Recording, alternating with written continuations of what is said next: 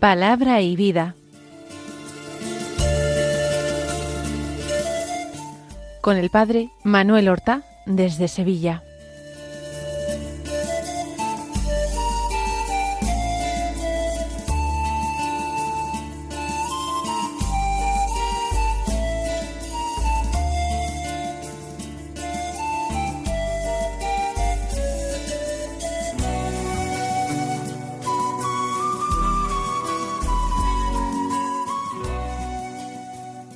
En el nombre del Padre, y del Hijo, y del Espíritu Santo.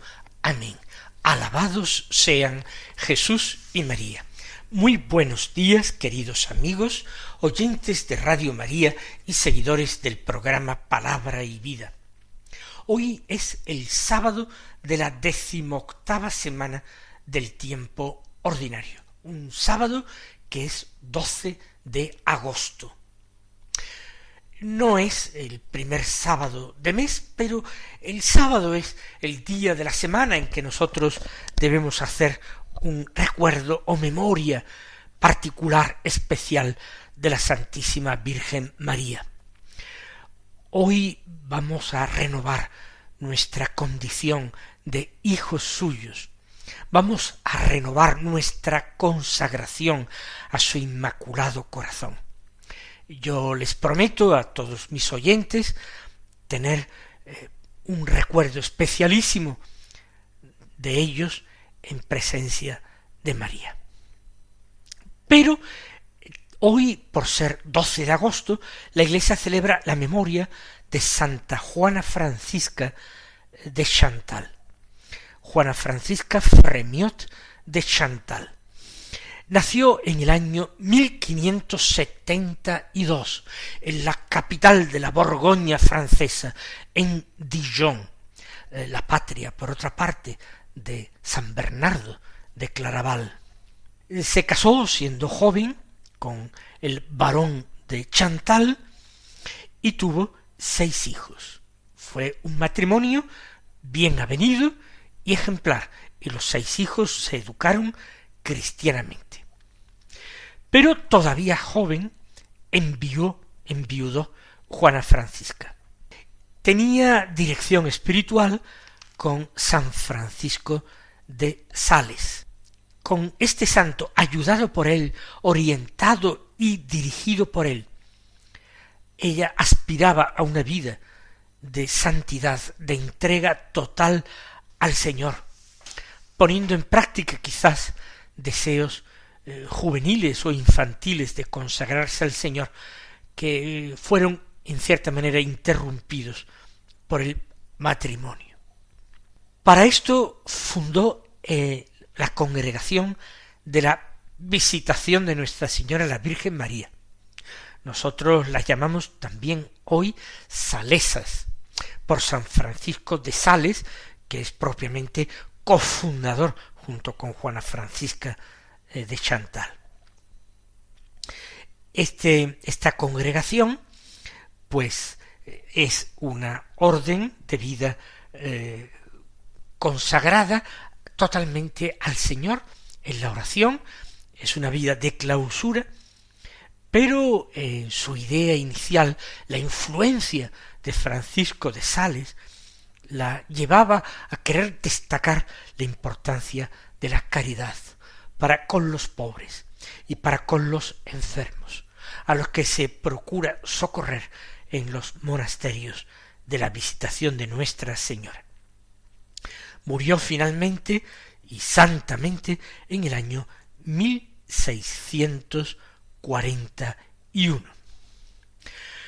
Vamos a escuchar la palabra de Dios que se proclama en la liturgia de la misa del día.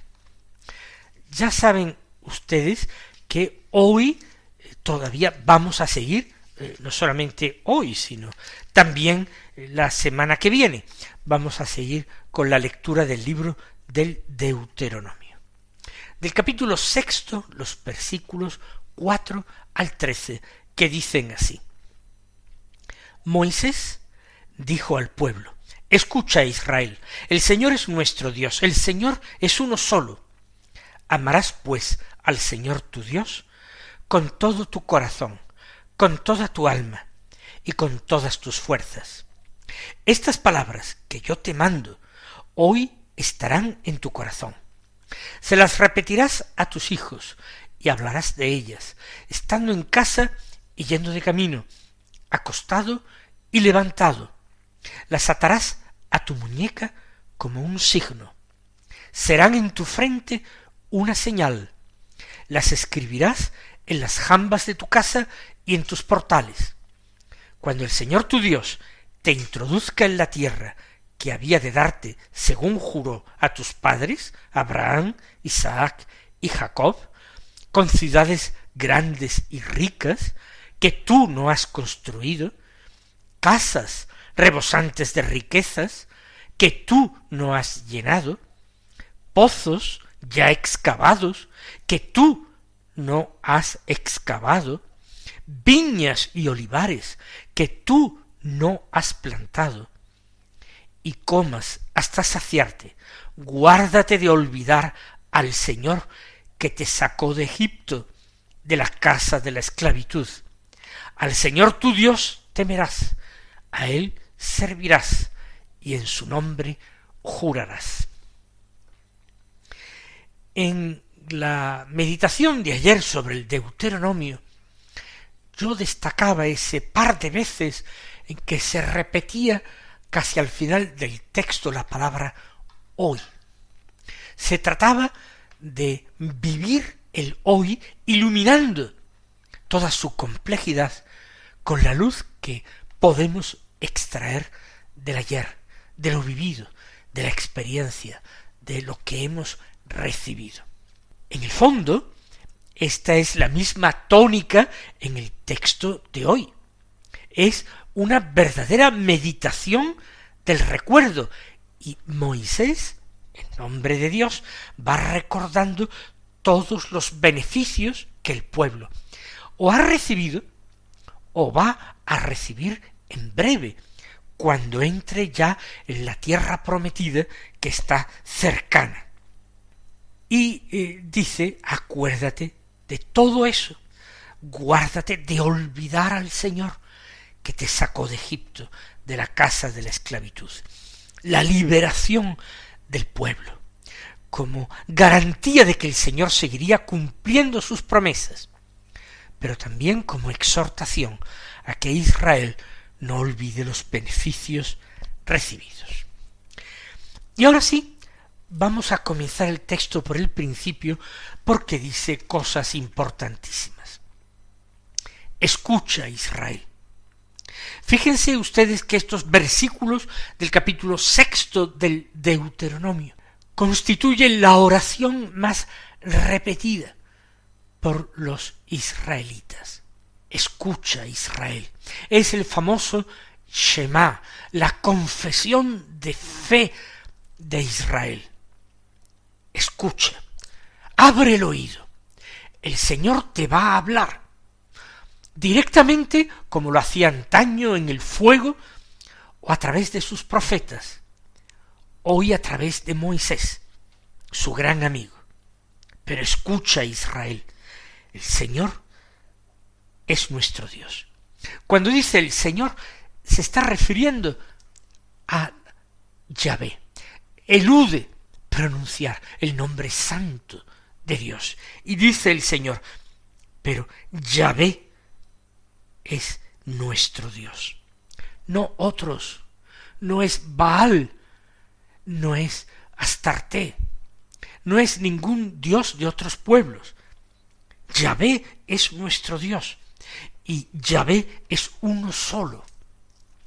Es la confesión estricta de monoteísmo, sin concesión alguna a la posibilidad de que existan otros dioses, aunque no sean los dioses de Israel. En un primer momento de su historia, de la historia de la salvación, Israel aceptaba a Yahvé como su Dios, pero eso no excluía creer que había otros dioses, que moraban, eran venerados y protegían a pueblos extranjeros. Yahvé, todo lo más, era el más fuerte. Todo lo más, Yahvé, era el nuestro Dios. Pero en la confesión, en el desierto, antes de entrar en la tierra prometida, cruzando el Jordán, Dios les obliga a aceptar esta revelación. Escucha, el Señor es nuestro Dios, el Señor es uno solo. No hay otros dioses, ni aquí ni allá, ni los había en Egipto, ni los va a haber en Canaán, donde va a entrar el pueblo. No deben temer. El único Dios sobre el cielo y sobre la tierra es Yahvé. Obligaciones. Una vez que se ha profesado esta fe correcta, ¿cómo hay que actuar correctamente? Pues amarás entonces al Señor tu Dios con todo tu corazón, con toda tu alma y con todas tus fuerzas.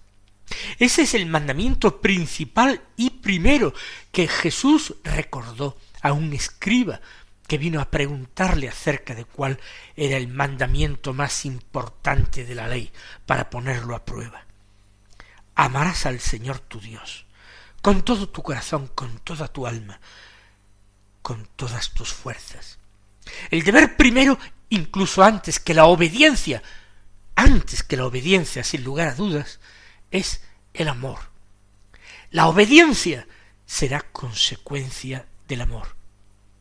El amor nunca es consecuencia de la obediencia, pero la obediencia sí puede ser consecuencia del amor, porque el amor engendra confianza, y la confianza acepta la obediencia, acepta el criterio del otro, la palabra del otro, como norma de conducta, de actuación. Así pues, ama al Señor, por encima de todo, ama a tu Señor. Y continúa el texto, y estas palabras que yo te mando hoy estarán en tu corazón. Se las repetirás a tus hijos, hablarás de ellas estando en casa y yendo de camino, acostado y levantado. Hay que repetirlas, hay que insistir en ellas, no para recordárselo a Dios, sino para recordárnoslo a nosotros mismos, y para enseñarlo a los más jóvenes, y para fortalecer la fe de los que vacilan. Se las repetirás a tus hijos, y hablarás de ellas, de estas palabras que Yahvé les dirige hoy, yendo de camino a la gente que te encuentras, y estando acostado, a ti mismo, hasta en esas palabras debes soñar, y levantado en vigilia o en descanso, estando en casa o yendo de camino, siempre. Las atarás a tu muñeca como un signo, serán en tu frente una señal, las escribirás en las jambas de tu casa y en tus portales. Lo importante es no olvidarse. Y Dios insiste en esto, y busca que Israel se haga con sus propios signos, sus propias señales, para recordar continuamente esto. Atarlo en la muñeca, ponérselo sobre la frente, escribirlo en los umbrales, en las jambas de la casa, en los portales, para que ya entremos o salgamos de casa, los recordemos, ya actuemos o pensemos, ceñida la palabra a la frente, la recordemos, ceñida y atada a las muñecas, la tengamos en cuenta en el momento de actuar. Y cuando el Señor tu Dios te introduzca en la tierra que ha de darte según juró a tus antepasados, Abraham, Isaac, Jacob, cuando el Señor te introduzcas en todo eso, guárdate de olvidar al Señor que te sacó de Egipto, de la esclavitud. Guárdate olvidarlo. Todo deberá ser un recordatorio. Y lo enumera Dios por boca de Moisés, con una tierra que juró darte, con ciudades grandes y ricas, ya hechas, ya colmadas, que tú no las has construido, y te vas a quedar con ellas, y vas a habitarlas y disfrutarlas, con casas rebosantes de riquezas que tú no has llenado, con pozos para beber tú y tus ganados, o para regar la tierra, pozos que tú no has excavado y que vas a disfrutar, y viñas y olivares que no has plantado y que vas a empezar a recoger cosechas en cuanto llegues, sin necesidad de esperar durante años el fruto. Vas a estar colmado, vas a estar lleno de la bendición del Señor. Y el gran pecado sería el pecado contra el amor, el pecado de ingratitud, que no es otra cosa la ingratitud, sino el no corresponder al amor, a olvidarse del amor para continuar como antes, viviendo, amándose uno principalmente a sí mismo. Y termina con el siguiente enunciado: al Señor tu Dios temerás, a Él servirás, en su nombre jurarás. Pretende hacer como un resumen o consecuencias de ese primer mandamiento, que es mandamiento del amor. Al Señor, porque se le ama, hay que respetarlo profundamente, temerlo, servirle con reverencia. Lo servirás con diligencia y jurarás en su nombre. Él será realmente el testigo de tu verdad, con lo cual estás obligado siempre a decir la verdad y a no mentir, para no dejar al Señor como mentiroso. Mis queridos hermanos, que esta ley, la antigua ley, que Jesús no ha venido a abolir según sus propias palabras, sea para nosotros una brújula en nuestro día a día.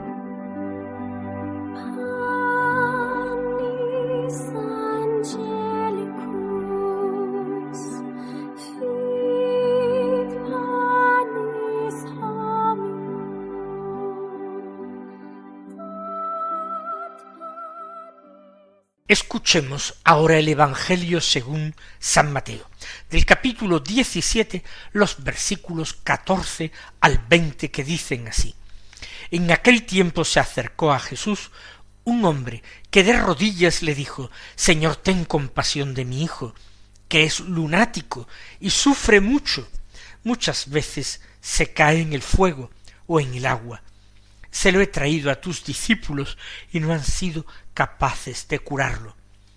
Jesús tomó la palabra y dijo: Generación incrédula y perversa, ¿hasta cuándo estaré con vosotros? ¿Hasta cuándo tendré que soportaros? Traédmelo.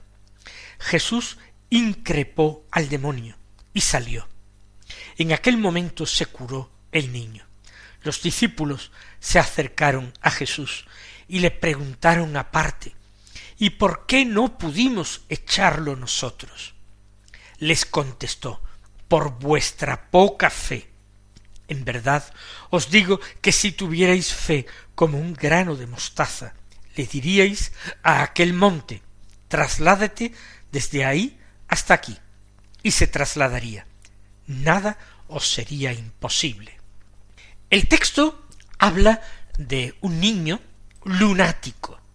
A cada uno dejo interpretar esta expresión, que ha caído en desuso, hacia referencia a la importancia que tenía para los antiguos las fases de la luna en el comportamiento pues descentrado o extravagante de algunas personas, la locura. Bien.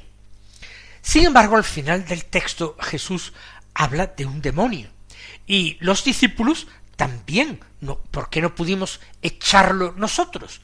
Se refiere al demonio. En principio no hay contradicción.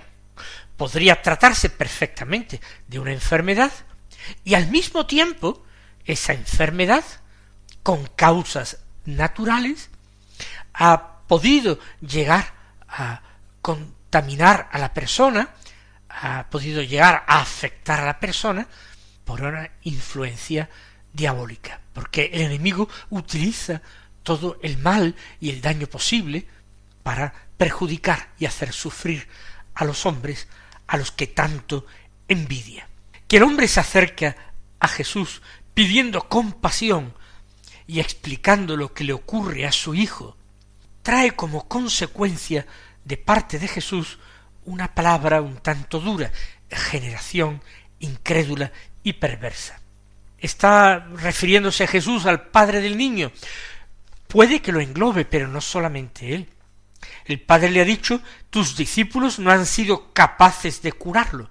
Por tanto, los discípulos forman parte también de esta generación incrédula y perversa. Y Jesús lanza una exclamación: ¿hasta cuándo estaré con vosotros? ¿Hasta cuándo tendré que soportaros? ¿Caía en el vicio de la impaciencia el Señor? No, de ninguna manera. Pero se expresaba en términos humanos para manifestar su disgusto, su decepción, porque hubiera tan poca correspondencia a sus palabras y tan poca correspondencia en el amor a Dios su Padre. Por eso inmediatamente pide que le traigan al niño, increpa el demonio, el niño se cura, queda libre de aquella influencia, y la pregunta de los discípulos se antoja un poco extrañada e ingenua. No sé si con vergüenza. ¿Qué nos salió mal? ¿Qué no hicimos bien? Se trataba de una fórmula de exorcismo concreta que no pronunciamos adecuadamente. ¿Por qué no pudimos echarlo nosotros? Y es toda una lección que el Señor les imparte a ellos, al padre de aquel niño y a todos los discípulos que le rodean. ¿Por qué no pudisteis echarlo? Por vuestra poca fe. Los apóstoles pensaban seguramente que ellos tenían mucha fe. Por eso habían seguido a Jesús. Y el Señor les dice: si vuestra fe fuera como un granito de mostaza, apenas nada, seríais capaces de mover montañas. Nada sería imposible. Por tanto, no penséis que vuestra fe es grande, es mínima. Vamos a pedir nosotros esta fe al Señor. La fe no que queramos hacer milagros espectaculares, queremos sobre todo el milagro de nuestra propia conversión y el de la conversión de todas las personas de las que nos sentimos responsables. El Señor os colme de sus bendiciones y hasta mañana si Dios quiere.